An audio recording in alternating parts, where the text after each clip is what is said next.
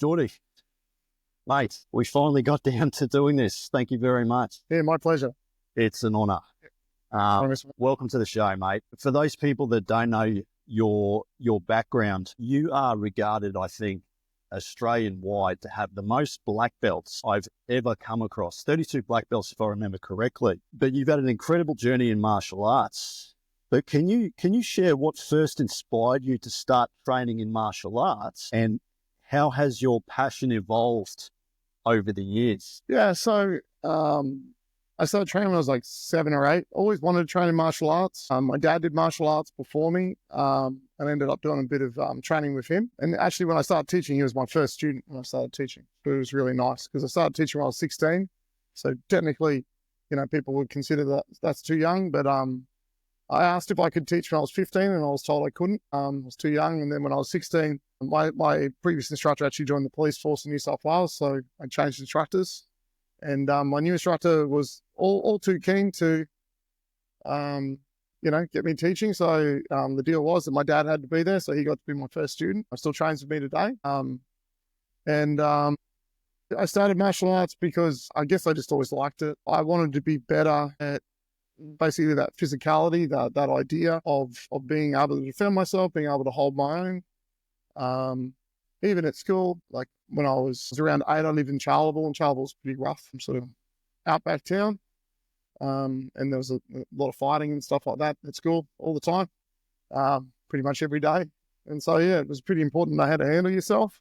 So I started training and really, really enjoyed it. And yeah, just wanted to continue on with that. And it was just something that sort of resonated with me and I really enjoyed. And there's always parts of training which I didn't like. Always liked sparring, never liked the other stuff. But slowly over time, I sort of got an appreciation for those other things. And then got an appreciation for different styles of martial arts. I did Kung Fu, I did Taekwondo, I did Karate, Zendokai, a lot of different styles of martial arts when I was growing up, a lot of them at the same time. And then even some of the places, especially back in the 80s and definitely early 90s, cross-training was definitely, in the majority of clubs, something which they didn't agree with. A lot of instructors would say that they, combine the best of other styles together, but don't you go learn another style. So I thought that was pretty funny. And in fact, I was training with one Taekwondo instructor once, and it was about a week before I was going for my black belt in karate. And the Taekwondo instructor said, "Oh, I hear you do karate." And I went, yeah. I didn't say I did. And he's like, "We need to make a choice. Them or us." I said, "Well, I'm doing my black belt next week. So I guess it's them because I want to get my black belt." I can understand if the style was very similar, but Taekwondo and karate is not that similar. I mean, they punch and kick, but they're different. You've done karate and Taekwondo, they're different. So different forms. A lot of the Taekwondo patterns came from Shotokan karate. They're different enough. They've evolved anyway since then. Taekwondo, very big emphasis on kicking. In the 80s and early 90s, the kicking was you could leg kick, you could do other, it was a little bit more. I think 88 was around when the Olympics, and it took a fair few years before it sort of filtered down to Olympic style, which is much more of a touch contact style of martial art, where you can still hit them, but if I can just touch you, then I still get the same points if I kick you hard. So I might as well get better at being fast than I am at being powerful. But man, yeah, like some of those early Taekwondo instructors had a kick you wouldn't believe, Yeah. So it's like, that was really good. And the karate guys had really good punching. So I was like, well, if I can learn both of these, it's going to be good. And then one of my mates' dads was a boxing coach. And so I got to do some boxing with him. And that sort of really opened my eyes as well. So what motivated you to cross-train in different systems? I always did. I always wanted to. Always wanted to learn everything I could. I'm not 100% sure why, but I always felt like I didn't know enough, maybe, and that there was more to learn. And if you knew something I didn't know, you might be able to use it to beat me. So I better learn what you know. And maybe you have a different angle on something or a different way of approaching it. I consider myself a martial artist. I don't consider myself a jiu-jitsu guy, even though we're in jiu-jitsu gigs, or a judo guy or a karate guy. I really think of myself just as a martial artist. In my mind, the fullest sense of the word, whether it's soft or hard, internal, external, whether it's striking, grappling, weapons, single, multiple, combat sports. I've always erred towards the more realistic, like I got an Australian title in no contact karate, but I don't put that up on my website or anything because it doesn't mean the same to me as like kickboxing or something where my opponent can fully resist and fully apply as much force as they want in an isolated set of rules. So no combat sport's complete. Even if you look at Ballet Judo when it first came out, it was very close to complete. So Ballet Judo and pancration from the early days was almost as complete as you could get. You couldn't eye gouge and you couldn't bite, but you could grab hair, you could strike the groin, you could hit them in the back of the head. It was pretty much everything. So in a one-on-one duel with no weapons involved is probably the most realistic thing you could have. So the old Ballet Judo fighters were and the old pancration fighters and those no rules fighters, rough and tumble fighters from the States and from England and even Australia had some no rules things, especially last century before. Those sort of competitors had a very complete set of dueling skills where it was unarmed. But of course, in real life, there's weapons and so on. So one thing that really fascinated me about collaborating and joining Black Dragon Kai, it's an amazing facility on what you've built, Geordie. You've got guys that are cross-trained in different systems. And I've always been interested because you're very well diverse in different systems. But see, a lot of the people that, like when I'm in a room like we are today, you're in a room full of black belts in different systems. You've got guys that are cross-trained in Muay Thai, BJJ, wrestling, you've got judo, you've got such a broad spectrum of different fighters and martial arts. But what's really interesting, and I think about your school in comparison to other schools is you're forced to level up. But the byproduct of everyone coming together and learning different systems is you just elevate to the next level. But what really separates Black Dragon Kai from other styles or even clubs? Well, I don't look that externally, to be honest. Everyone does their own thing. The only time I really care about what someone else is doing is if it affects my reputation. So if one of the styles I'm doing ends up going in a certain direction and I'm teaching that style and then everyone assumes that that's what I'm doing, then that affects me. So that's really the extent of me looking externally on that. The standard question that people like to ask is, what's the best style of martial arts? And the response everyone's meant to give is it's not about the martial arts, it's about the martial artist. I don't agree with that. I teach martial arts. If you come to me and you say, what's the best style? And I don't say my style, I'm obviously not teaching to my fullest. But the real truth is it's my style in 5 years, or maybe 10 years. Because I'm going to keep improving. I'm going to keep learning more. I'm going to keep doing more. So the difference between what I do and what someone else does is I don't know. But I know what I'm trying to do, and it's not compete with other martial arts schools. It's trying to offer the absolute best information I can. And I love training with other people. I have so many friends who are instructors that I train with. If I believed that I was against them, there's no way I could train with them. But I'm happy to put a white belt on and train with someone. Like I've got a lot of black belts, but I've got more white belts in different styles of martial arts and black belts. And when you earn one black belt, you probably will find what I've found is the next black belt's not quite as hard to earn. And then the next one after that's not quite as hard to earn because there's a lot of similarities. If you're a black belt in karate and you want to do judo, it's very different. But they're both Japanese, so you're probably going to get some terminology crossover. So there's going to be some similarity. If you want to go from, say, karate to shui jiao, which is like a Chinese version of judo, now you're going to find there's an even bigger difference because it's a cultural difference, language difference, and so on. But if you've got your black belt in judo and you go to shui jiao, you just have to understand the difference in the rules, where the similarities come across. And so the more you learn of the more styles, the more the next one will be that little bit simpler, that little bit easier to pick up. And you start to look for the differences rather than the similarities. What makes that style different to this style? And the big thing which I do look for is I do look for differences. And there's one of two reasons that a style will have a difference. One is there's some genius in that style. So the instructor or the person who created that system had some genius in them. And they worked out something that hasn't been applied in that way. So every now and again, you see something pop up in Thai boxing, pop up in MMA, or pop up in jiu-jitsu, and it's this revolutionary new thing. And then someone's going to bring some old footage out and show you how it's always been there. You know, I've had my own students like say something, you know, like, oh, we saw this new move on UFC the other day, that thing that's been in our grading requirements the last 20 years. I'm like, yeah, it can't happen that way. So you have some genius, but then the other thing is you also have a lot of make-believe.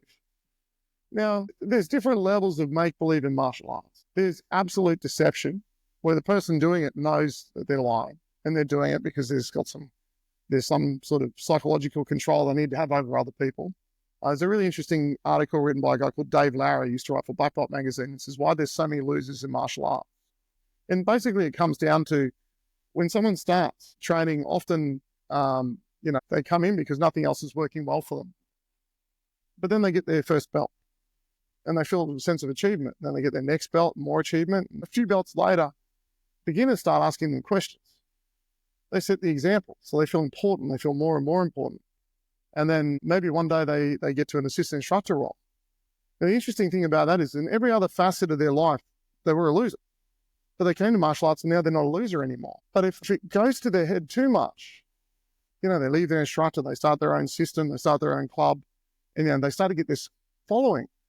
Now, this person who used to be a loser has this following and they're thriving on that. So they don't care really what they're teaching. They just need to be unique. They just need to be different.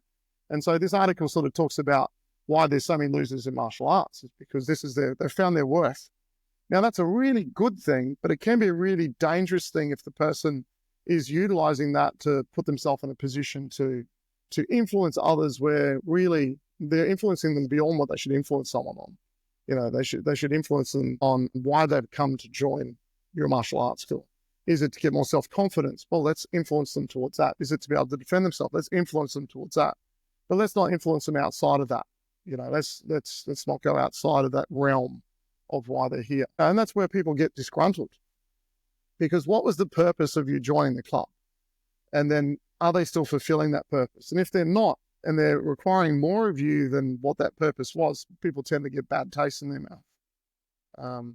So it can be really interesting, but we're talking about going all over the place with the conversation. But sometimes what happens is the context is missed on why something's there. So it's like, well, that's a fantasy thing because no one does that. So say, for example, if you're in like World War II era, Korean War, Vietnam War, and someone was coming in teaching close quarter fighting and they were talking about how to fight someone in Japanese samurai armor, you'd be like, this is absolutely ridiculous. This is pointless. There's no reason to be doing this. But if you were to look at, you know, anything from the Gulf War onwards, soldiers now wear armor. Police now have vests. Corrections, security, people are wearing these things. So to know how to escape and utilize this thing. So number one, I'm bringing this with me. So although you might not have a shirt on, I'm definitely bringing a vest in. So I now need to know how to react if you grab it. I need to know how to react. Is there wrist locks, shoulder locks, arm locks, throws? What do I do? And what can you do to me if I'm wearing it? Thing which was absolutely useless in those, you know, the first half of the last century.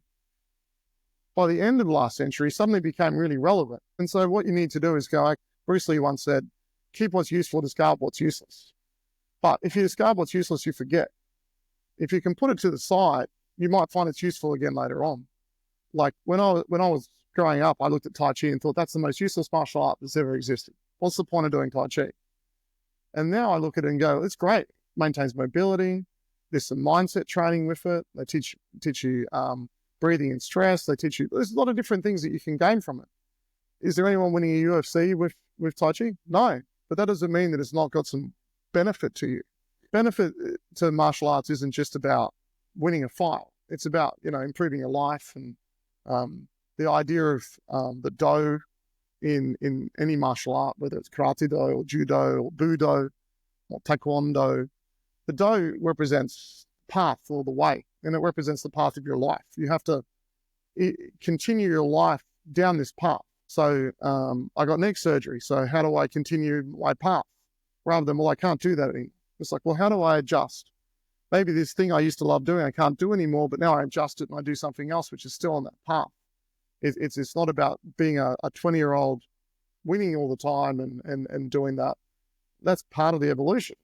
But what's next? What's next? What's next? What do I look like when I'm 70? What do I look like when I'm 80? What do I look like when I'm 90? How can I maintain a martial arts presence in those ages and still improve my life, have that improvement? Anything good that has happened in my life, Geordie, has always been a result of practicing years and years of martial arts. I was bullied as a kid. Mum enrolled me into Taekwondo at about 6, and that was my first introduction to martial arts. I always say the two greatest gifts my mum ever gave me was life and martial arts. It impacted me in so many different ways. It's also just made me a better person. But how has martial arts helped you? How has it impacted your life? Well, I always wanted to do martial arts full time. I remember when I was about 18, I said to my instructor, I said, I want to just teach martial arts. And he said, well, you can't. Only the heads of systems can teach martial arts. And I think there was like 2 full-time dojos or 3 in Queensland at the time. So no one was teaching it. And I went, okay, fair enough. Maybe I'll go become a PE teacher or something like that. So I always wanted to do it. And now, now it's what I do. I'm definitely not the best martial arts businessman. I got some friends that are just really good at that side of thing. I'm just not motivated to do more than I do on that side of thing. Obviously, I've got a nice building, and because basically we have a really nice dojo because I want to teach people in a nice dojo. Yeah. That's my motivation, to have a nice dojo. But I don't try to teach everyone martial arts. I try to teach people I think it'll help, and I try to teach people that I think fit in. I don't believe what I teach is for everyone, and I don't believe my club's for everyone. And I don't believe everyone has a right to learn what I know. I mean, hey, there's YouTube now. Like when I started doing jiu-jitsu, there was no YouTube, first of all. And the second thing is my instructor wouldn't let us film. And if a new person came into the school, we'd only do like bridge and roll and scissor sweep. Because he goes, these are the reasons why we win. These are our moves. We don't share these moves with other people. These are our moves. And now, of course, everything's up. The good thing about everything being up is people can't sort the wheat from the chaff. Because there's like people teaching everything. And there's garbage nonsense moves out there on the internet, even by world champions. You get world champions who have amazing stuff, but now they're content creators. So the problem is like the first 200 videos are the things that they actually do to win comp. The next 1,000 moves might be the things that they're doing to help their students win comps. And then they keep putting videos out because they've got to put videos out. You know, they've done 3 years of videos. What's the first video on the 4th year? Well, now they're making up stuff, or they're doing stuff which is just super low percentage, super irrelevant, or super specific to beat a style within the style because the other person knows the style, countering the style, and this is how you do that. So the move just loses all its contextuality apart from this one specific scenario. And, you know, you have someone who's, you know, getting ready for an MMA fight, and they come in, they show you a move, and you're like, that'd be great if you had a gi on. Or that'd be great if the other person couldn't punch you. Or that's probably not good. Oh, but such and such showed it. Well, it doesn't make it good. It just means that, you know, they ran out of stuff. And now they're just trying to put content out there. Because there's so much stuff that you can't even trust the sources anymore because the sources are trying to put content out. And so they're just looking for more and more and more. Rather than trying to refine, they're expanding. They're making more width rather than depth of what they're doing. Now, there's some people out there that have 10,000 moves that work. There's no doubts about that. But there's a lot of people that are so one-dimensional, sorry. Like, if you hold a seminar and you're a world champion, I'm probably not going to go because I'm probably not interested. But if your coach taught it, I would be, because I want to know how he's made world champions, or she. If the coach has made 22 world champions, I want to know what they're doing. I want to know what they're teaching because they obviously understand. Whereas, you know, I've trained a lot of world champions and they've still got things to fix. They've still got problems. Ask any high-level coach. There's always something to fix. There's always something. You know how they can be beaten because you can look at it and go, geez, man, it's just lucky no one knows how to throw a left hook because if you could hit you with a left hook, you always drop your right hand when you do this move. They could step in and hit you. We're trying to fix that. I'm not after the champion. I'm after the person who creates the champion. It's much, much more interesting to me, that process of that. What do you think is lacking today in martial arts? If we reflect on the 2020 Tokyo Games, when we saw karate, where the guy that won the gold medal got knocked out. knocked Yeah. out, worry that martial arts might be watered down a little bit? So this is the thing. I can't control externally. Yeah. And I don't care. I don't care that much. If you want to water down your karate, so be it. That's on you. I feel sorry for all the karate clubs when that happens. But like probably an easier example would be, look, Brazilian Jiu-Jitsu. We both do Brazilian Jiu-Jitsu. That's where our connection is. And we look at it and I go, that's not the Jiu-Jitsu I started. It's changed. When I started Jiu-Jitsu, like I knew the names of every blue belt in Queensland. I knew their face in purple belt, you know, and the were Brazilian black belt, brown belt. There was no black belts in Queensland when I started training. There was a couple of brown belts who'd come in and gone. You know, so cool. So who was doing jiu-jitsu? Martial arts. We were the ones doing jiu-jitsu. So people already had black belts and other styles and other stuff. And we were like, well, we don't know much about that. And I had shoot wrestling before. I did shoot wrestling for 10 years. So I knew a fair amount of ground fighting. And I resisted joining jiu-jitsu for some time because I kind of felt like it was limited compared to shoot wrestling. They didn't have spine locks. Back then there was no heel hooks in it. And we were doing all that. And so I was like, wasn't as motivated by that. But, you know, I started training with Daniel Lima, and Daniel Lima was an MMA fighter. And we became friends before I became his student. And basically, almost in a way, we connected. Well, we definitely connected as friends first. And I wanted to help him out, so I offered a seminar at my club. And then we all sort of talked about, we thought my shoot wrestling coach had stopped teaching, so I went, maybe we'll transition to this, because he was talking about how to use it for striking and stuff like that. And I went, well, that's interesting to me. Grappling for grappling's sake is a fun exercise, but it's not based on self-defense to me, because people try to punch you in self-defense. My personal belief is if you want to learn how to defend against someone hitting you, you better learn a style that has hits included. If you want to learn how to stop someone throwing you, you better learn a style that has throws. You want to learn a style that someone's choking you, you better learn a style that has chokes. So jiu-jitsu's evolved over time. And, you know, I sometimes look at jiu-jitsu now and think, you know, like we're talking about, like I don't teach everybody. And my club's not for everyone. If you pull guard in my club, you have to change club. Or we have a meeting, we talk about it. We sort of say, it's not the culture I want in my club, it's not the direction I want to take.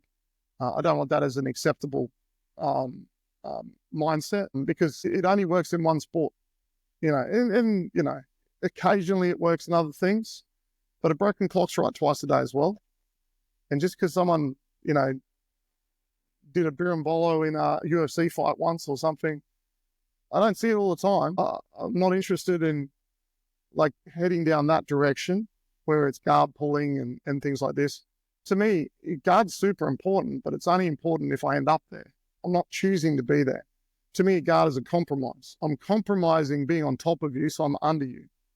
So the first thing I want to do is try and stand up. And again, if you look at jiu-jitsu, often you're penalized if you stand up and break away. But if you look at MMA, you're not. So let's take that mindset from there.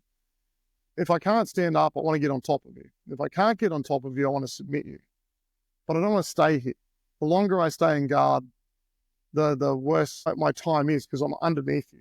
I can't escape, which means if your friends are coming to beat me up, I can't get away. If there's weapons involved, I definitely don't like you having gravity on your side when there's weapons. And if there's strikes involved, I don't know how many people have been knocked out inside someone's guard. Now, it doesn't mean I'm not dangerous. It just means it's not as much my position.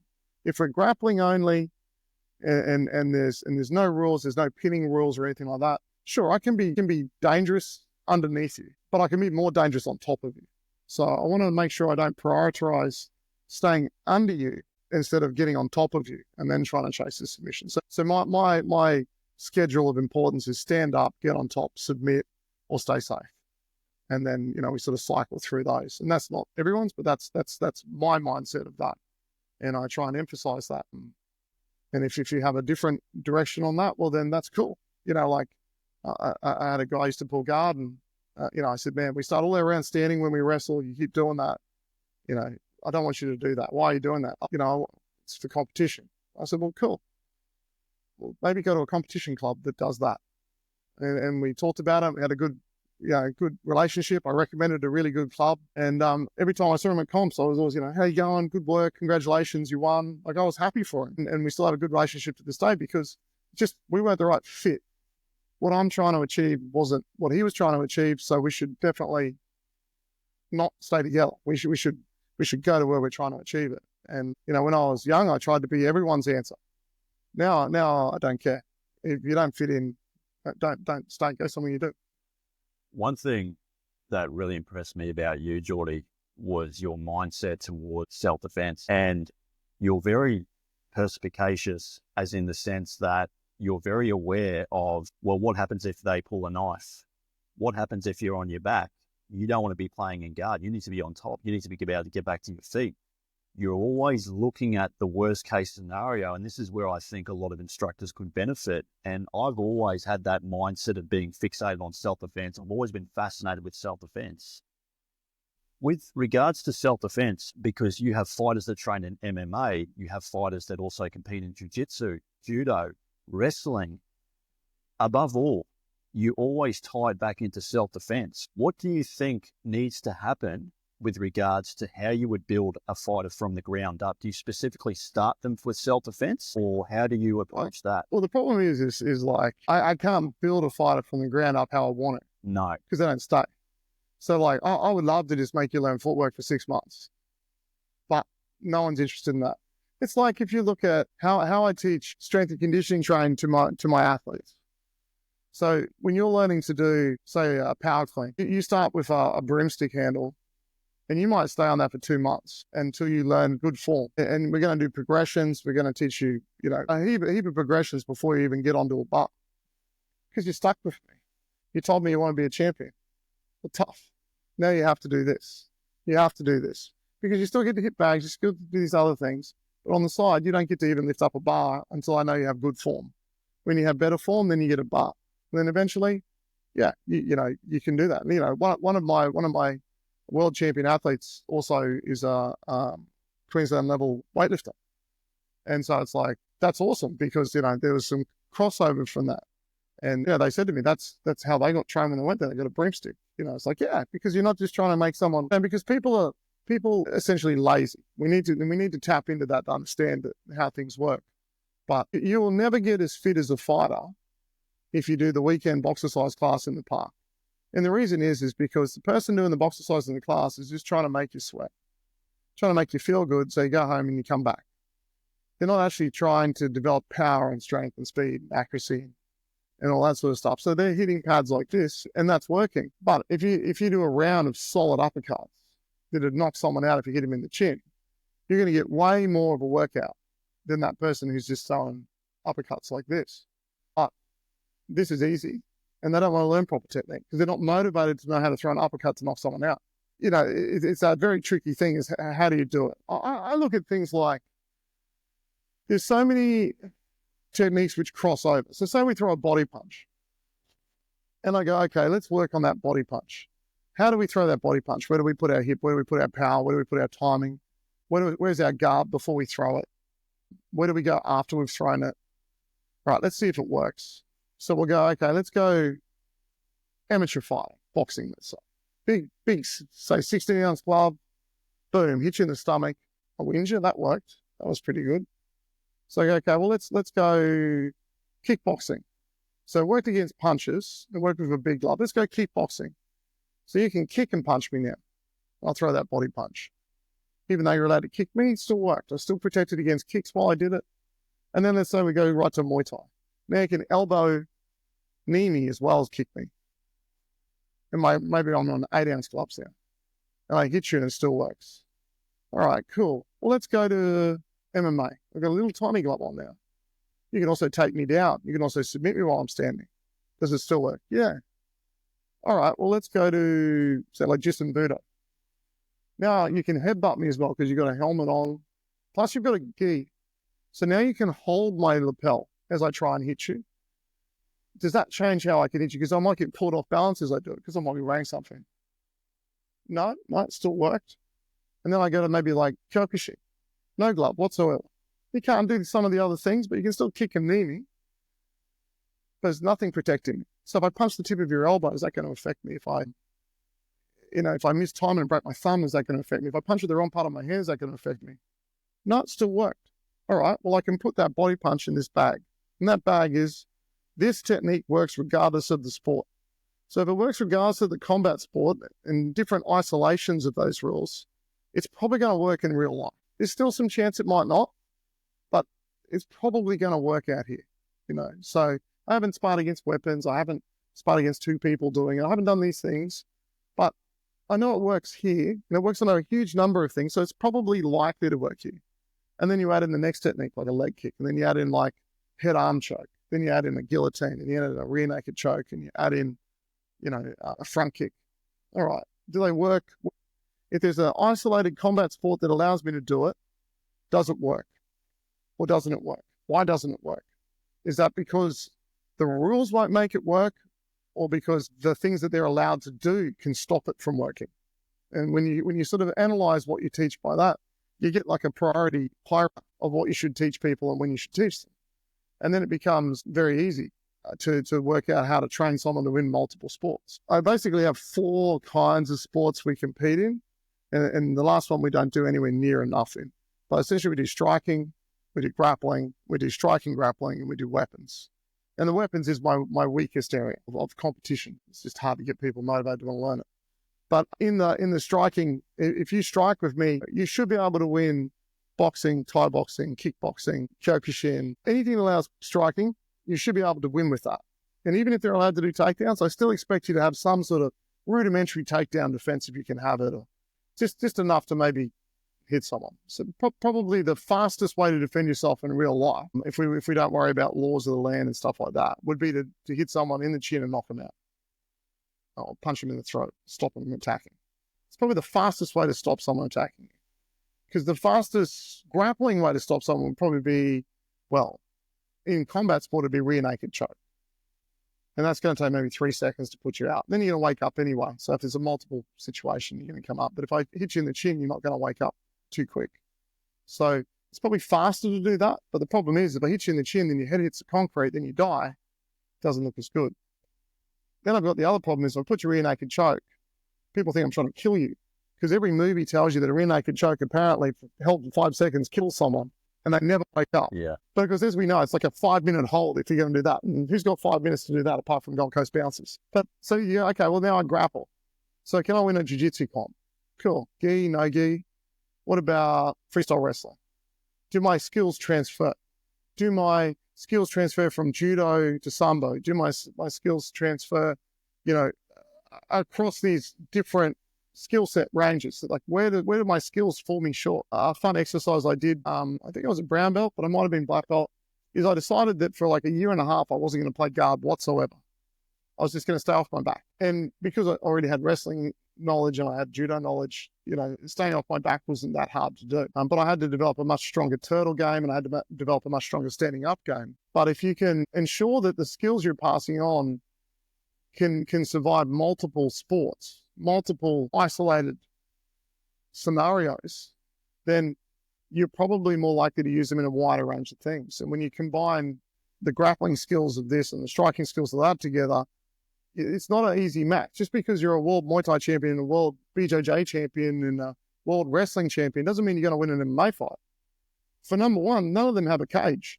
So next thing you know, you get pinned up against the cage and your skills have gone.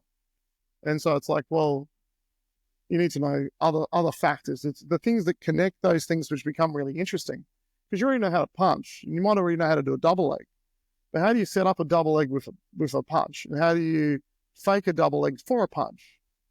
So that I can react to know where your hands will be to open that up.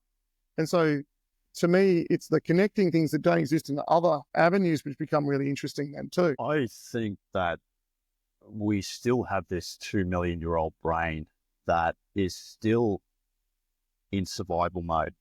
So, we're constantly bombarded with emails and an influx of stress and all sorts of things. But with regards to self-defense, because you've taught seminars and self-defense to local councils and schools for, say, the 45 kilogram woman that is a sexual assault survivor, because I've trained many females who have also become my students that have also in the past been victims of sexual assault. What would be some of the best techniques you would show those kind of people?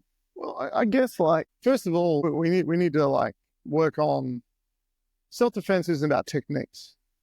So if we work on, we'll work on an alphabet of self-defense. So we could look at what does A stand for?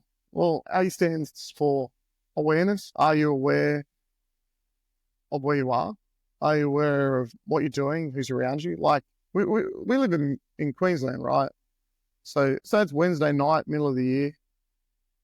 You're wearing a blue shirt. I'm wearing a blue shirt. We're walking down the street, and you've got this problem at your place with like toads. So you've got all these cane toads that are jumping around everywhere in your backyard. And we're talking about this problem because it's like, I don't know, the rain or something's happened. And all these guys walking in the woods with some maroon shirts are coming. And I start talking about killing all the cane toads and we've got to get rid of them. Maybe stomping on them is the best way. And they hear this and they want to fight us now. And we're like, we didn't do anything wrong. We're just talking to each other. But our awareness wasn't great enough to understand the context of our conversation. Our awareness wasn't great enough to understand what we were wearing. So awareness can be, we can think we did nothing wrong, but in their eyes, we definitely did. And our justification will never be accepted by them. So it's like, okay, so we've got some awareness on that. And then we need to have alertness, because you could be on a train and you could be, I know I'm on a train, 7 other people on the train. I can look at Facebook. I've got my earphones in because I like listening to music. And I look up and everyone's gone, but this dude standing over the other side, he's got his shirt off, got a heap of homemade tattoos on him. He's got some sort of drink in a brown bottle, and he's spitting everywhere when he's talking. And he's talking to me. I had no alertness of my surroundings. So now I've got a problem there. Because although I was aware where I wasn't alert either. So we have the difference between awareness and alert. Yeah. And then we have avoidance. Now, the biggest kind of joke to me that people say is the best defense is to run away. Well, I think that's not a very good advice. Number one, the people who say this never teach people how to run. So you're telling people to run, and the person chasing them might be able to run faster and further because you've never made this person run anywhere. What's the furthest you've asked them to run? Run to get a bag and come back? Well, no, you might need to make them run much further, much faster than that if you're going to tell them to run. Because humans are kind of like predators, right? We're like kind of carnivals. Cannibals, not like if you think about a dog, if you run from a dog, what's a dog do? It's going to chase you. So if you run from a person without thinking, they will chase you. Without knowing why they're chasing you, they'll chase you. So then you've got to ask yourself, if they don't chase me, who did I leave? Did I leave my 11-year-old daughter? Did I leave my 80-year-old dad? Who am I leaving to run away from this situation? So I don't like saying run. I like to say avoid. And if I'm aware of where I am and I'm alert to a potential threat, I can avoid it by going a different way. Even if I'm in the right and I'm breaking no laws and I'm doing nothing wrong, I can avoid it by having that awareness and alertness. I had a kid who was at school and he told me one day he got punched 11 times in the head by a grade 12 kid. He was in grade 9. I said, 11 times? That's a very specific number. And how come you know it was 11 times? He goes, well, we're listening to our radio at school. And the year 12 boys came and they told us to turn the radio down. And I told them we didn't have to. We had the right to listen to our radio. And I said, do you? He goes, yeah, we're allowed. I said, what'd they say? Well, one kid said, if I don't turn it down, he's going to punch me 11 times in the head. Okay, and what happened? Well, I didn't turn it down. Did he give you another chance? Yeah, a couple. But I knew I didn't have to. So it's like, okay, do you want to avoid getting punched in the head? If the answer is yes, turn the radio down or leave. If the answer is no, I want to defend my civil liberty and my right to listen to a radio as loud as I can, keep it up. But understand that will probably get you 11 punches in the head. Yeah. Like it's you often can't have what you want, how you want it. It's often one or the other. So sometimes we just need to avoid things to have it, or we choose not to avoid it, and then we have to live with the consequence. And then we can probably look at also the other A would be being assertive. So don't be passive, don't be aggressive, just be assertive. Because if it's a predatory assault that someone's looking at doing to you, they look for the passive person. They look for the person who looks at their feet when they walk. They look at the person who looks on their phone, has their earphones in. They look for the person who's not engaged in societal. They're engaged in their own world. They're going to be an easy victim. If they make eye contact with the person and they look down, it's probably going to be a lot easier to go to that person and do something to them and take something from them. So, sort of look at that. If you get aggressive, it's a bit too much. Because if the person's being alpha style violent with you, well, now they're looking at that. Well, you're challenging my authority in this position, whether it's a nightclub or walking down the street, whatever it is. I'm the king of the street. You made aggressive stance towards me, you walked aggressively, you looked at me aggressively, I'm going to show you that I'm not that. So now you've got the opposite of predatory, which is, if you're looking at the animal kingdom, external, to now alpha, which is somewhat internal. And there's lots of different kinds of violence that people can do. It could be occupational violence.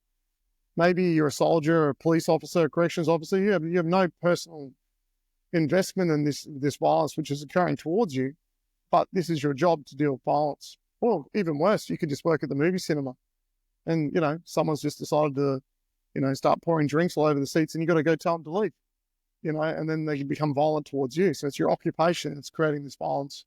Could be familial. So it could be in your family, could be your best friends. There's sometimes, there's almost people feel an excuse to be violent with someone because they know they'll be forgiven later, like it's siblings. When you're growing up, they're not going to hold it against you for the rest of your life.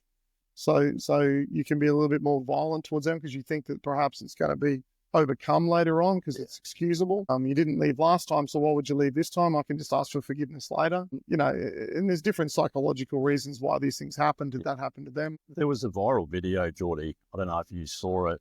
It was out of Eric Paulson's gym. There was an individual, I think, who teaches Wing Chun or Kung Fu, and I think he's under Dan Insanto. And it was an amazing... Was it Lee Hudson? I'm not too sure, but the video, I'll send it to you. But he talked about a situation where a martial artist got into an altercation in a pub. He's hit the guy's gone down, hit his head on concrete. Now he's up for manslaughter charges. And he said, the point of all this is to avoid the fight at all costs. And he said, there's a few things people are going to do and say. And he used reference to, for example, you just have a glance at someone at a nightclub and they say, what the F is your problem? What the fuck's your problem? And you can make something up. You can say, my dad died last night and, my wife left me. I'm going through a terrible divorce and I just came in here and he can just change the whole thing. And I reflect, I had a situation in a bar. Someone had bumped into me and it wasn't my fault, but alcohol just spilt everywhere. Obviously the guy was intoxicated. But I diffused the situation and I said, look, I apologize. Look, can I buy you another drink? And I bought him another drink. And there's been many situations where I've come close to actually physically, handling myself, but I'm able to diffuse it through my words. Do you educate your students on this stuff? Do you talk to them about that? Yeah, definitely. So there's an old book called Verbal Judo. Talks about all this. Verbal Judo. Yeah. Verbal. Yeah. So there's a lot of stuff on this, and I definitely I bounced my old martial arts instructor ran his own security company, and I worked for I did security for maybe 15 years. And I started bouncing when I was 16. So I was telling people they couldn't get into nightclubs and pubs when they were older than me because I was 17, but not old enough to get in. So it was pretty fun, realistic. I thought that was hilarious. And I used to work the door because I wasn't technically inside the pub. And then security licensing came in, and then that sort of ruined that for me until I got my security license. But then I continued on. So licensing came in when I was 17. I had to wait till I was 18 till I could actually then officially work again. So I had like a little hiatus. But so I was doing that, and then I got a club on the Gold Coast, and it was near the end of the year, and all my students had finished their black belt trainings and done all this stuff. I said, let's go out. So I went down to Cavill Ave. And we're in there, and I used to work for a lot of different nightclubs in Cavill Ave, and then also like Coco's, so it used to be across the road from Jupiter's and different places, and Cocktails and Dreams and Shooters and places like this. Anyway, so we're in this place, and this guy's up to no good. Now, usually when you work in security, you stare at someone and they stop doing bad things because they don't want to get kicked out. But if you're not working security and you're not wearing a shirt with a number on, and you stare at someone like they're doing stupid stuff, like they're an idiot, they walk over to you. And I realized I'm not working security tonight. So I said to him, don't I know you? He goes, I don't think so. I said, yeah, no, I think we do. I think I went to school with you. And that was where I made one of my mistakes, because you went, well, where'd you go to school? I went, oh, Beaudesert. He goes, well, I don't know you. I went to Merrimack. And I went, shit.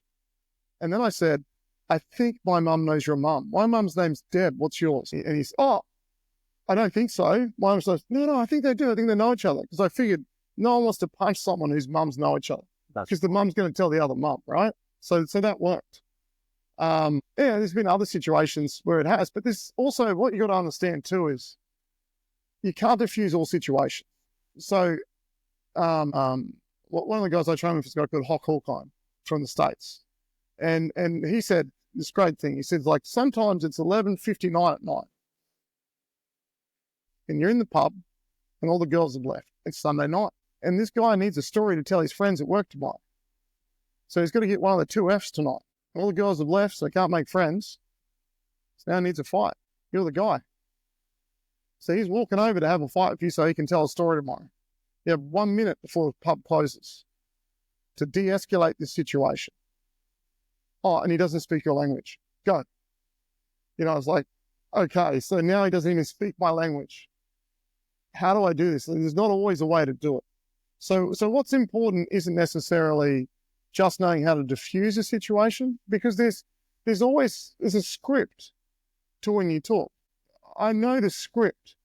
So the script is, sorry, mate, not your mate. Oh, settle down. Don't tell me to settle down. Yeah. You know, there's always a script. So you got to break the script. You got to change it to something else if you are going to talk. You got to go left to Vark, something he doesn't expect to say. He doesn't expect to hear. He doesn't expect you to say. Sometimes just being quiet works the best. I don't know how many times I've just not said something in de-escalated situations because I've just stared at someone with the intent that if they took one more step forward, I was going to hit them. But I didn't need to because they could feel that difference. I just stopped engaging with them and was ready for that. So I think when I was young, I was probably a little bit too keen to get into altercations. And then I went through a period of, I wanted to stop hurting people. So then I actually started taking a lot of damage. So, you know, someone would punch me. I said, you didn't mean to punch me. Don't do it again. They punched me again. I'd say, come on, mate, settle down. And I was always very forgiving. If someone attacked me, I was much more forgiving than if you attacked my friend or a family member or something. Now that's almost like a green light. Now I have a green light to do whatever I'm doing because I'm defending another. But if I'm defending myself, it's a little bit harder. Yeah. So I realized, though, after a period of that, I needed to actually go more to the middle. So get to a point where I just knew when to pull the trigger. When was the moment where essentially this is only going to end one way, and I want to minimize the amount of damage I take to end this problem. And so whatever the path to the least amount of personal damage I'll take. And there's 3 fights you've got to win in self-defense. So the first fight's physical, which is right now. The next one's legal, which is now for the next 25 years. And then there's moral, which is for the rest of your life. You know, when you lie in bed awake at night thinking about it, or you have a shower, whatever else, and you think about what you've done, and you know, you see them, you know, it's your neighbor or it's, you know, loved one or something like that, and you see them all the time, and you know what you did. That moral one's the hardest, the most important victory to win. So I teach my students to think of them in the reverse order. So make sure you know what you're morally happy to do to someone. So have like a framework worked out. So if you pull a knife on me, am I happy to poke my thumb into your eye and blind you in one of your eyes for the rest of your life? Yeah, I'm happy to do that. I personally, I'll sleep well at night knowing that I squished your eye. You had a knife, you were going to stab me. It's lethal force. That's not lethal. You know, so I personally feel like that, but one of my students is like, no, I don't feel okay with that. Cool, well, you know where you stand. So you know where you stand. Someone else is like, yeah, I'll take the knife off it and use it on them. Okay, that's where you stand. But just remember, the legal one is you're now stabbing an unarmed person. Yeah. Are you morally okay to go to jail, have your kids grow up without you there, and you be the role model to them as someone in jail because you stabbed someone because they held a knife on you? And if you're happy for that, that's you. Okay, that's what you've decided. Okay, you tried to kill me. This is how it ended on you. Okay, that's where you're at. And then somebody else is like, no, I'll just be happy to get stabbed. I'd rather get stabbed myself than do that. And you go, okay, well, now you understand where your moral point is. Your legal point is, you know, is it defensible? What you did, is it defensible? And then physically, this is all theory if you ain't actually physically able to do it. Like, we can talk about you having a knife all you want, but if the reality is I have no way of stopping you using that knife on me, this is all theory because I'm probably going to get stabbed. You mentioned some interesting points there too, Geordie. We look at the other end of the spectrum. If we reflect on what's happened this year, back in April, when there was a armed individual with a knife at Westfield Bondi Junction in Sydney, he stabbed 6 people. It was horrific. I saw the footage of that and it was just terrifying to be in a situation like that. And, you know, especially with your students, being able to handle the adrenaline dump, the pre-fight phase, the during and the post-fight, what would be some skill sets or training that you would implement in your students' training if they were, I guess, in a situation like that? Sure. Well, one of the most important things is you need to do some sort of light resistance training, sparring, whatever else. Obviously, the more combat sports you've done, the more used to adrenal stress you've got, especially preemptive, knowing someone's coming and you have to sort of deal with that stress before they get there. I was completely disappointed with so much of what happened. The number of people that ran was disappointing to me. I saw all these interviews with people. There was a heap of guys that were in a gym, and they said, yeah, we heard what happened, so we barricaded ourselves in the back of the gym. I'm looking at these dudes, they're all like 105 kilos plus, and they're hiding inside. And I'm like, yeah, I get you might not have any martial arts skills, but can't you pick something up and throw at them? Can't you do something that stops this person? There was, some other guys that were like, this woman came in and her baby was stabbed, and they were talking about how they were trying to like look after, that. And I'm like, okay, so who went after the guy to stop it happening to the next person? Like, pass that job on and move on. Go stop that from happening to someone else. There was like 2 dudes from another country who stood up, and then a female cop by herself went in there and shot the guy. I'm just disappointed with society in general for running away. So I don't know what has caused that. The fact that people are filming it annoys me no end too. Oh, I'm documenting it. Put your phone down and go do something. Like, I actually teach in my classes that if you're ever in a violent situation and someone's filming you, look directly at them and ask them directly for help. Then they have a choice. They either have to leave or they have to put their phone down. They have to come over and help you, because people won't be able to handle the pressure of individually asking someone to help them. Help. Well, someone needs to do something. I'm documenting it for later. Don't do that. Look at them directly and ask for help. So for me, how do you change that? All I can do is essentially teach the people I teach to hopefully be the ones who engage, not the ones who back away, not the ones who move away. We talk a fair amount of about fortitude. So courage is doing something in spite of fear, and fortitude is doing something in spite of fear and pain. So understanding that sometimes pain is the restrictor as well. So you're scared and it hurts.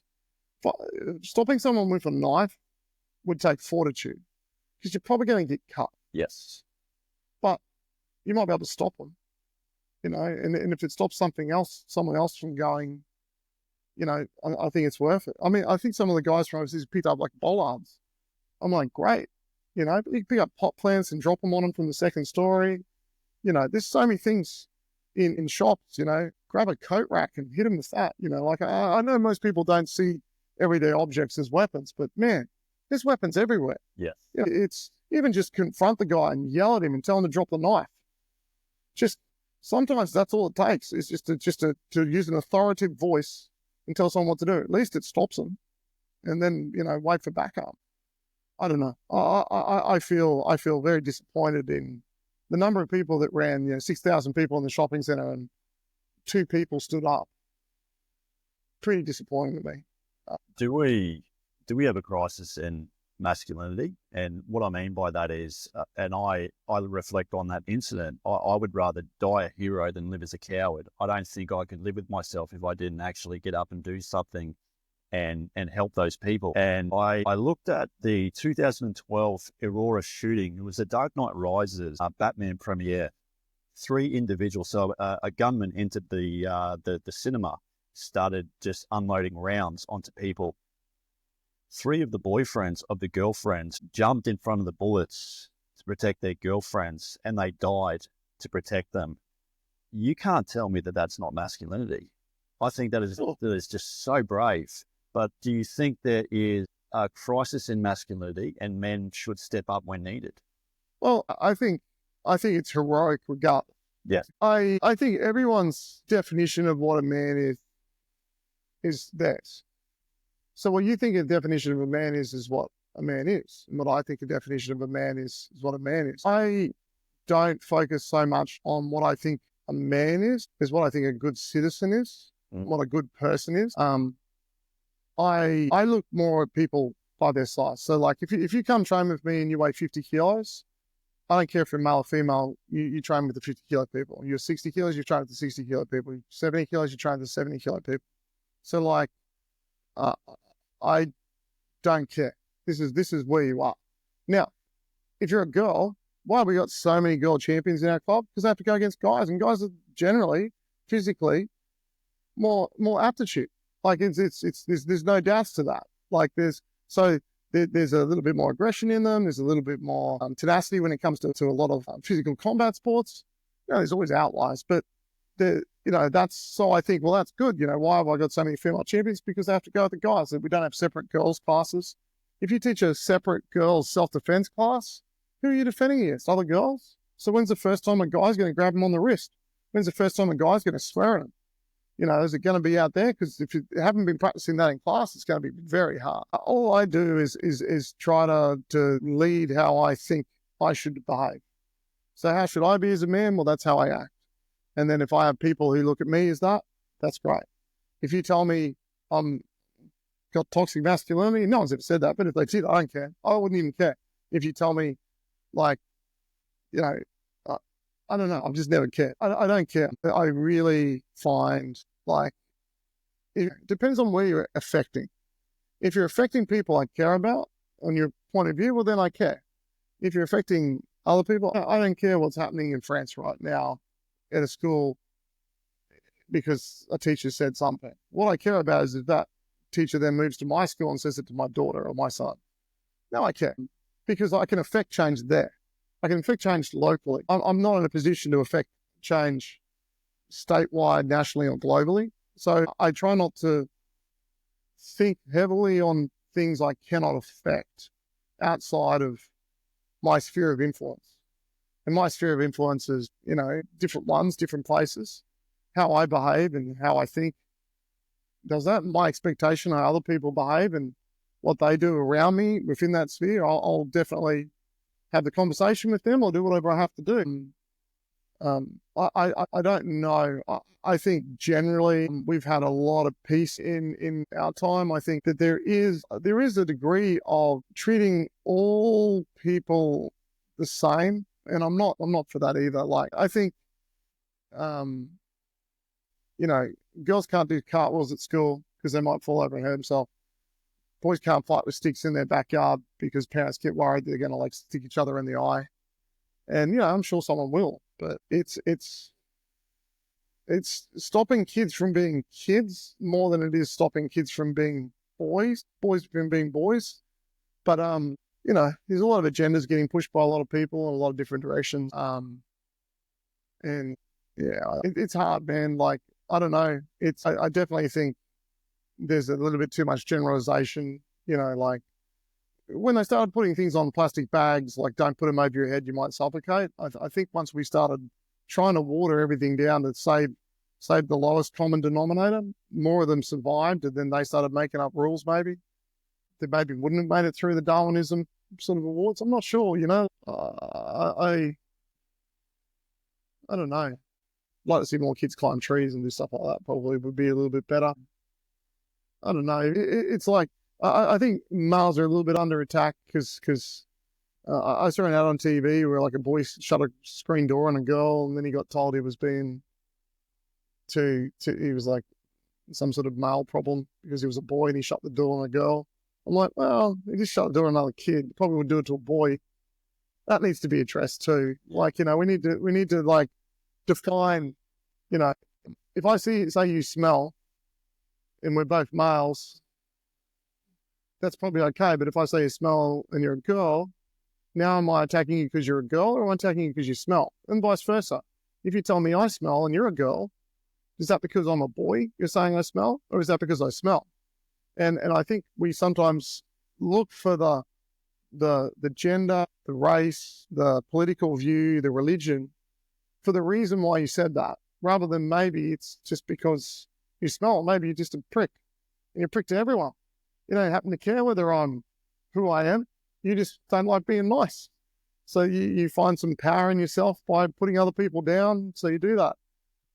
So if I'm blaming you for that because, you're against masculinity, or blame me because of that because you're against white people, or blame me because of that because you're against I don't know, whatever political view or religious view, someone, I think that you're picking on me for that. And I think we've got to be careful of that because, never have we lived in a society where we listen to what we believe ourselves more and confirm it more than we have now. Social media algorithms will tell you what to watch because you liked it. Well, you liked that last one that was like this, so you'll probably like this one, and you look for it more. It's like if you drive a Tesla, you're going to see Teslas everywhere because you just like, yeah, everyone's driving Teslas. If you drive a Commodore, everyone drives Commodores because, you see it more. And then you think disproportionately that the number of people that are doing that are there. And we were talking about this before, if people aren't listening to the news as much and instead what they're doing is listening to podcasts more, then they're listening to podcasts that agree with their point of view. So therefore they get that confirmation and they have a bias for that of what their point of view is. And they think that everyone should think this way. And if you don't, then you're abnormal. And often the minority is the loudest voice. And so then you hear and then, the perception is, well, this is what's happening. It's like, no, it's like 7 people over there making a lot of noise. If you put something up on social media and get attacked and you have 7,000 people see it and only 27 people complain, that's a great percentage. What a great percentage of people complain. It's like less than 1%. I mean, 99% of people don't care. So what that percentage says, do you care about that 1%? I don't know. I don't. I try not to care about small percentages. I care not to care about things that, I don't care. I'm lucky enough that I'm older than Google, so I don't care about a lot of stuff. If I remember correctly, Geordie, 600 title fights, 15 world champions under the Black Drake and Kai banner, cross-trained in Muay Thai, wrestling, BJ. Is there a competition for modern martial arts? No. I think we maybe like 13 different combat sports. Yeah. If you include like catch wrestling, combat wrestling. And you've just come back from a trip. So you were over in the States, and some of your athletes competed in catch wrestling and Brazilian Jiu-Jitsu. But what was that experience like? Yeah, it was great. We didn't go to the United States. We went to England. Wigan, at the birth of catch wrestling. We got to train at the snake pit over there, which was really cool. Josh Barnett was there too, which was pretty cool. And because of the old shoot wrestling roots that I had, I got invited. And also with submission arts wrestling with Toshi Ito sensei, I've been training with him for probably 11 years now. So yeah, I'm trained. Went over there. So that was really nice. We got invited to that and did really well. We thought the rounds were going to be longer. And we didn't expect to have to try and we didn't think there'd be a referee decision. We thought it'd be much more just like pin and submit. So we learned a lot. So next time we're coming back, we got 2 silver medals, and we're going to come back. We're going to go for the gold. Went to Combat Wrestling Worlds in Bulgaria, and then went to the Sport Jiu-Jitsu International Federation, so BJJ, and World Championships in Japan, which was pretty good too. And so a big sort of like grappling trip. Got to do some training in different places, and got to do some different stuff. It was good just to sort of see where we are on the world stage, and to prepare for 3 different sets of rules within one. Within grappling, most people would only prepare for one. We're like, no, let's do everything we can, and we got some really good result from that. It was really awesome. We're definitely going to be looking at going back. We're probably going to run some qualifiers in Australia as well for both catch wrestling worlds and combat wrestling worlds. So we've been asked to do that. And your wife too, Geordie, Jessica, she's a world champion herself. 2-time Muay Thai world champion, is that correct? 1-time Muay Thai world champion, 3-time combat wrestling world champion. I think it's 5-time world jiu-jitsu now. Yeah, that's amazing. And she was also hopeful for the Paris Games. Yeah. So just missed out on that. It's really tough to get in the Olympics for Australia for wrestling. Basically, you got to win the nationals. You got to medal in the Oceania. Then you get to go to Africa Oceania, and all the countries in Africa and Oceania can put competitors in. And then the top 2, well, the top one on Division A and the top one on Division B, who would normally fight in the finals, they get to go. And she was just a bit unfortunate that the best girl was on her division. And so she got a single elimination draw, got taken out. She was on the other side of the draw. I feel very confident that she would have made the Olympics. Even in that match, it was a close match anyway, but it was just, just how it goes, definitely a tough sport to qualify through. we tried our best. Yeah, phenomenal, mate. You know, what you've done and what you've achieved over a span of 30 plus years, it's a testament to your coaching, your ability to help your fighters become the best self. And you've got a couple of fighters up, I believe, that are next year, that a couple of title defenses, I think. Sean, I think. Yeah, Sean's going to defend his Muay Thai world title next year. He's also hoping to fight for the Kyokushin world title as well. The Kyokushin's sort of broken apart a little bit now, unfortunately, but he's looking at maybe the Kyokushin Union one. If he can qualify, he's got to qualify yet, so he's got to get selected. So hopefully he does. But his fighting style is really well suited for Kyokushin. Hopefully that, and then maybe a couple other maybe K1 as well. Kickboxing fights as well as maybe Muay Thai again next year. I got a few really good MMA fighters that are looking at getting a couple other titles and then maybe transitioning to pro. Once they've sort of finished everything there is to do on amateur. Got a few different ones that are sort of moving up. I got Talisha who's got a couple of world titles now in grappling and looking at furthering that next year. She's already jiu-jitsu black belt, so there's blue belt world champions, there's black belt world champions, and then there's black belt adult world champions, and she's not old enough to be a master, so that's where she competes, and that's the that's the one where you sort of know where you're at. I think I worked out one day with all the different divisions in jiu-jitsu. There's 5 belts, gi, no gi, then there's like 10 divisions, weight classes, so now you're up to 100 divisions. There's male, female, so now you're up to 200 divisions, plus you've got adult, master 1, master 2, master 3, master 4.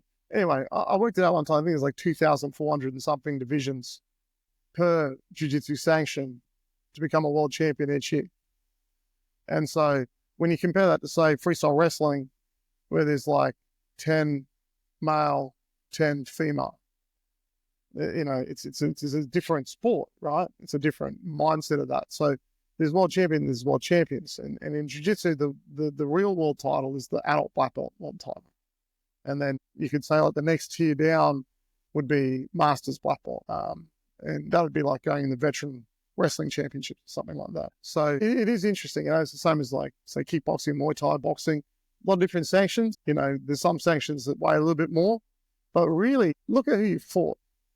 So yeah, the sanctioning doesn't represent the true emphasis of someone's skill compared to who you fought. There's a lot of people who protect their records and only want to fight in things that they can win, because they want to get paid.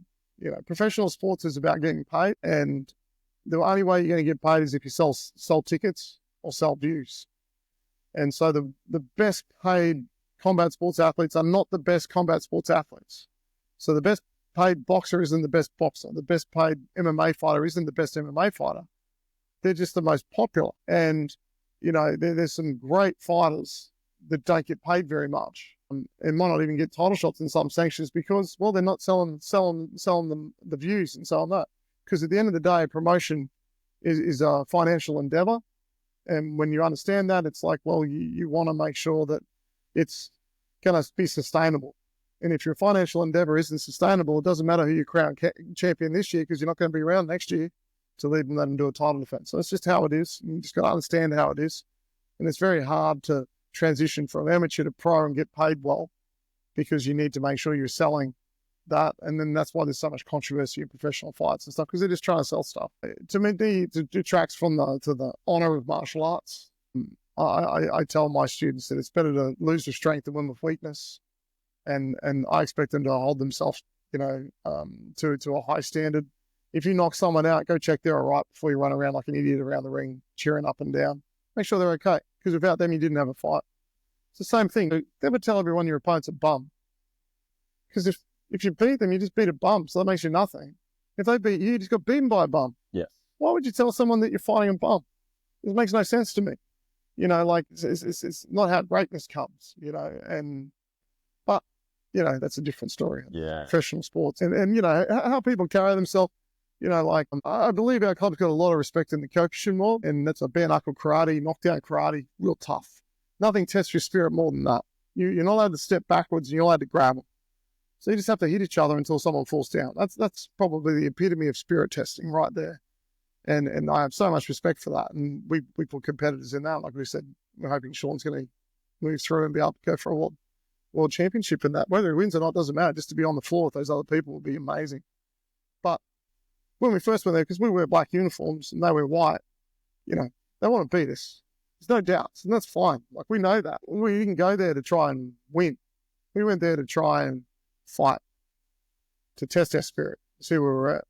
And we just kept coming back and kept doing it. And then, you know, now I've some great friends in the Kyokushin world because we earned respect. We earned respect by coming back. And if we lost, we didn't try and find a technicality on how we lost. We just go, all right, we just got to make it clearer next time we won. Just have to make it more absolute, more unquestionable. So that was the attitude that we took there. And that was that idea of like loser strength, because you can go on a match, Kyokushin, Muay Thai, Jiu-Jitsu, wrestling, whatever, and lose. And then other people go, I don't want to wrestle that person. I don't want to fight that person. Man, they look dangerous. They look like they're going to be a big deal. Or the other one, whereas like people go, geez, man, that was lucky you won that. It's like, you don't want people coming up and telling you that. You'd rather people come up to you and say, man, I thought you won that fight. You know, like, oh, that makes me feel better. You know, often your fans will always say they thought you won. Actually, your supporters will, your fans might not. I tell all my athletes, you want supporters, not fans.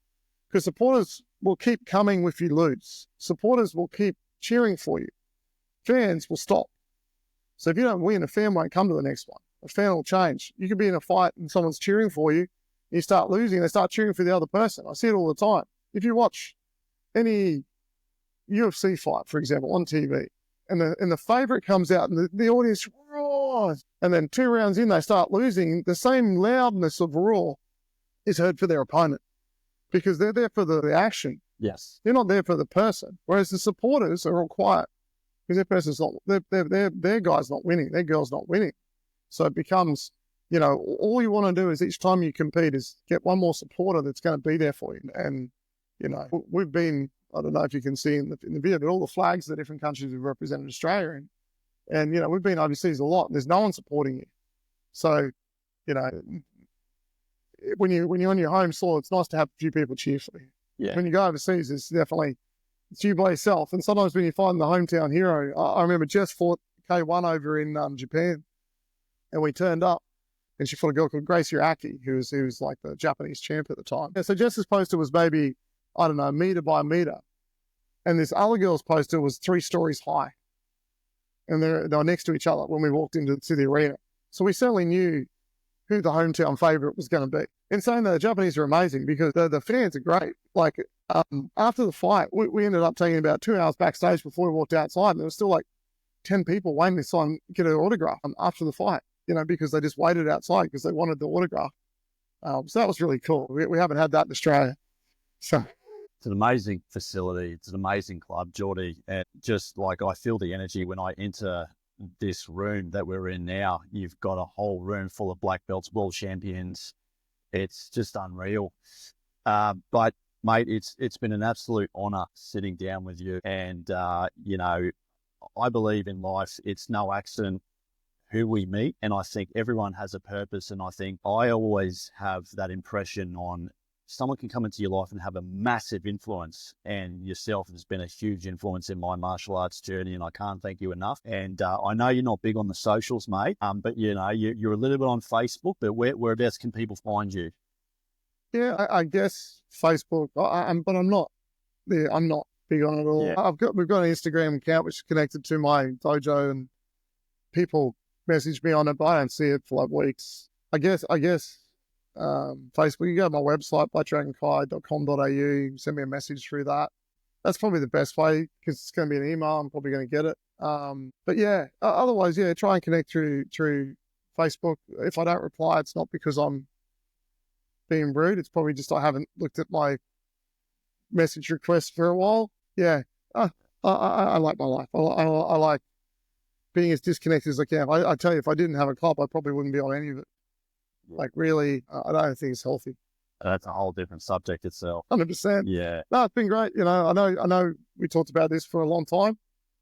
But yeah, thanks for having me on. An honor to have you on.